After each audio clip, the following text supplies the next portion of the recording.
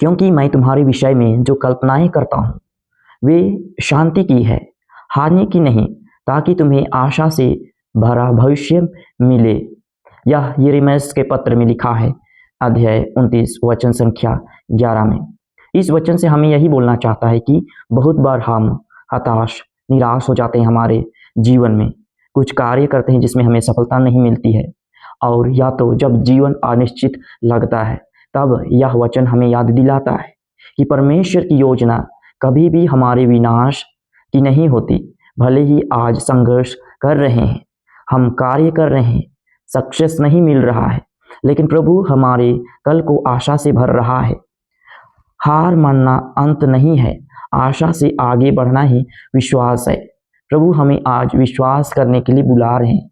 और आगे वचन में कहता है, नबी ईसायाह के अध्याय 40 वचन संख्या 31 में लिखा है, जो लोग यहोवा की आशा रखते हैं वे नया बल प्राप्त करेंगे, वे उकाबों की नई उड़ेंगे।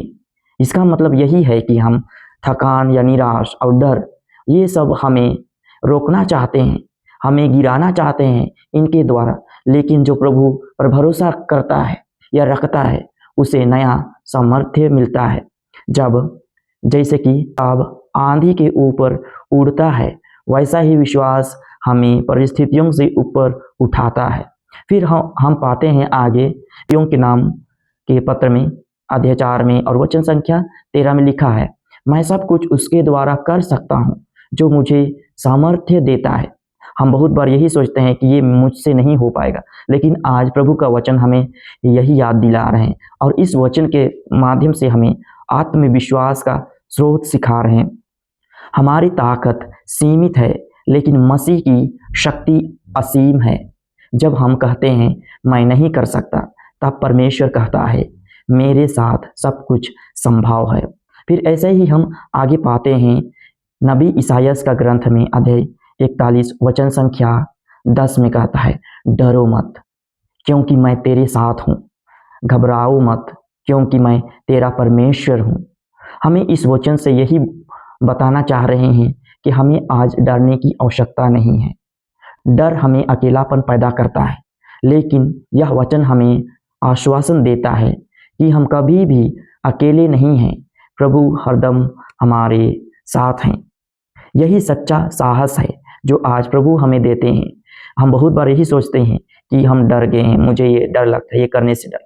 प्रभु आज हमें इस वचन के द्वारा यही सिखा रहे हैं कि हमें डरने की आवश्यकता नहीं। और आगे लिखा है भजन संहिता के अध्याय 23 वचन संख्या 1 में, यहोवा मेरा चरवाहा है, मुझे किसी वस्तु की घटी ना होगी। इस वचन से हमें यही सीख मिलती है कि जब प्रभु हमारा मार्गदर्शक है तब कमी की भावना समाप्त हो जाती है। वह हमें सही समय पर सही दिशा देता है। भरोसा रखिए, आपकी ज़रूरतें प्रभु जानता है और अवश्य पूरा करेगा।